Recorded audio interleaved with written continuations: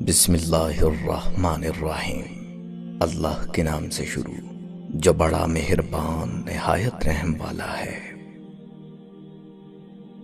ایک بادشاہ نے ایک دن اس خواہش کا اظہار کیا کہ محل میں اتنے سارے عقل مندوں کے ساتھ ایک بے وقوف بھی ہونا چاہیے جو سب کے لیے تفریح کا باعث ہو۔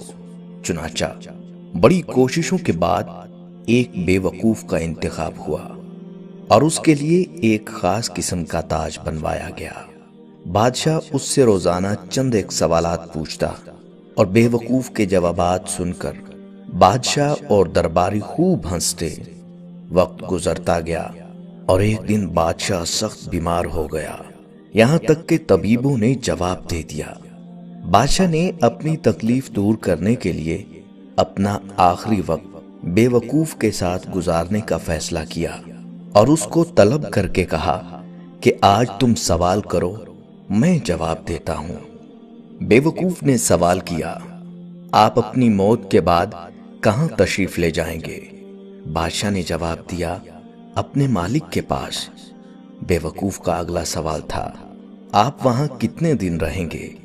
بادشاہ نے کہا، ہمیشہ ہمیشہ کے لیے۔ بے وقوف نے پوچھا، پھر تو آپ نے وہاں اپنے آرام اور قیام کے لیے بہترین انتظام کیا ہوگا۔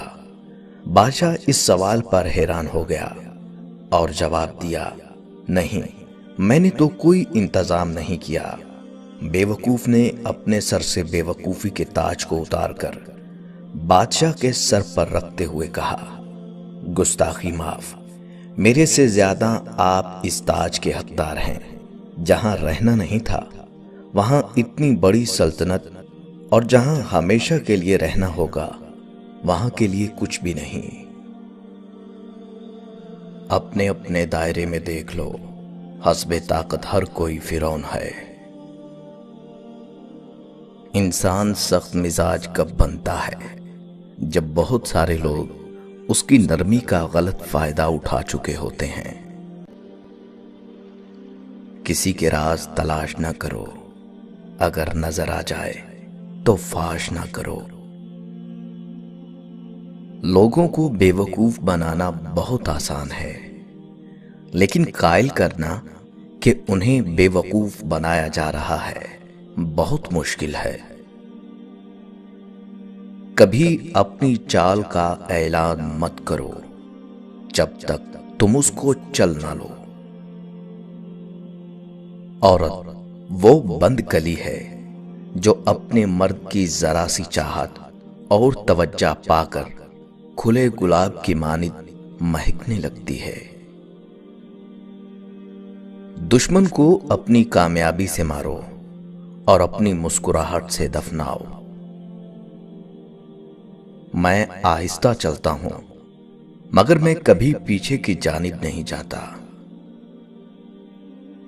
جب تم ہمت ہارنے لگو تو سوچنا کہ تم نے شروع کس وجہ سے کیا تھا۔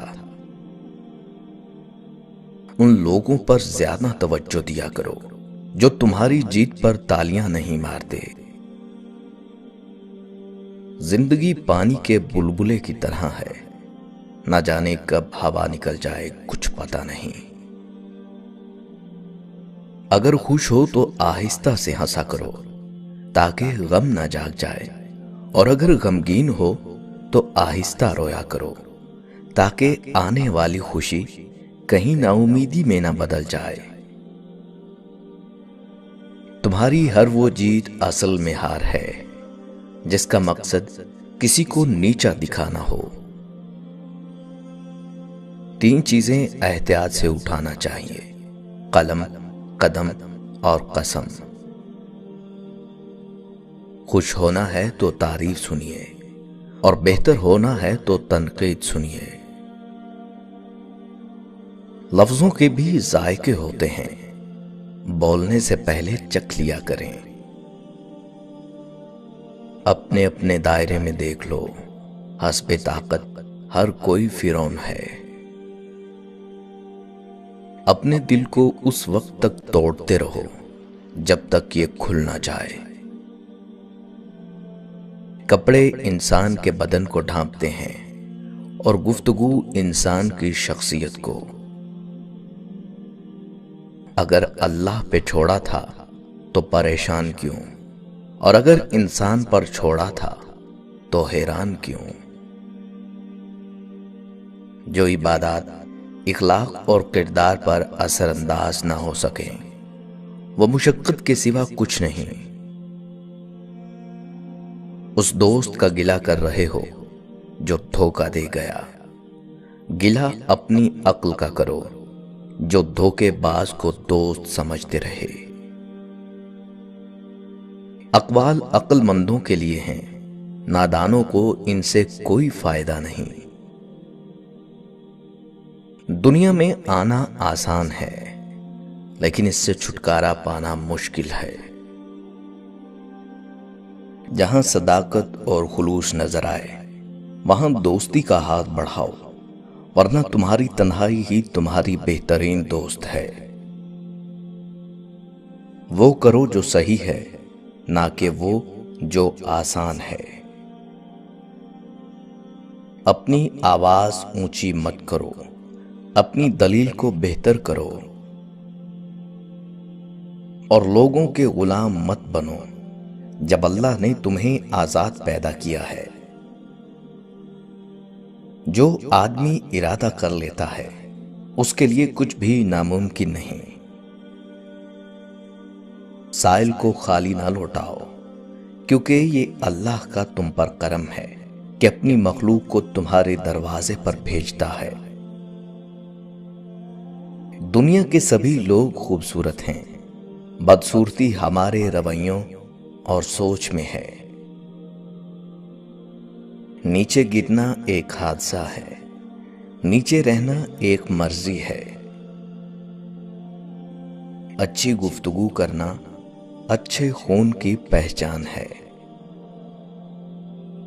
دوسروں کے ساتھ زیادہ تر وہ لوگ نیک سلوک کرتے ہیں جو خود بھی مشکل وقت گزار چکے ہوں۔ ماں باپ کے ساتھ تمہارا سلوک ایسی کہانی ہے جو لکھتے تو تم ہو لیکن تمہاری اولاد تمہیں پڑھ کر سناتی ہے۔ جو عبادات اخلاق اور کردار پر اثر انداز نہ ہو سکیں وہ مشقت کے سوا کچھ نہیں۔ جو مانگوں دے دیا کرے زندگی، کبھی تو میرے باپ جیسی بن کر دکھا۔ دلاسا دیتے ہوئے لوگ کیا سمجھ پاتے، ہم ایک شخص نہیں کائنات ہارے تھے۔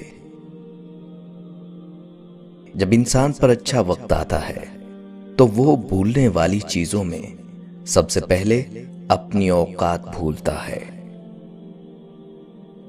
کچھ لوگوں کو عزت راس نہیں آتی، جب تک ان کے جیسے نہ بن جاؤ ان کو سمجھ نہیں آتی۔ اور محبت کو الفاظ میں نہیں لہجوں میں تلاش کرو۔ الفاظ تو منافقین کے بھی بہت میٹھے ہوتے ہیں۔ میں آج تک اپنی خاموشی پر نہیں پچھتایا، جب بھی پچھتایا اپنے بول پر پچھتایا۔ کسی زمانے میں روزانہ رات کو باقاعدگی سے ابو کی ٹانگیں دباتا اور سر کی مالش کرتا تھا۔ پھر لیپ ٹاپ اور اینڈرائیڈ موبائل آیا اور اس فریضے کو گویا بھول ہی گیا۔ پچھلے دنوں ابا جی ایک لمبے سفر سے لوٹے تو تھکن کی وجہ سے چال میں کچھ لنگڑاہٹ سی محسوس ہوئی۔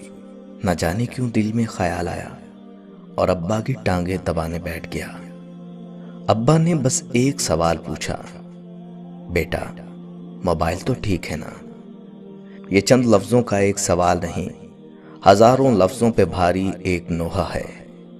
کچھ لوگ بڑے حساس ہوتے ہیں، انہیں سب نظر آتا ہے لیکن وہ کچھ کہتے نہیں۔ سوشل میڈیا میں غرق بچوں، اپنے والدین کو وقت دو، ان کے چہرے پڑھو، ان کے کہنے کا انتظار نہ کرو۔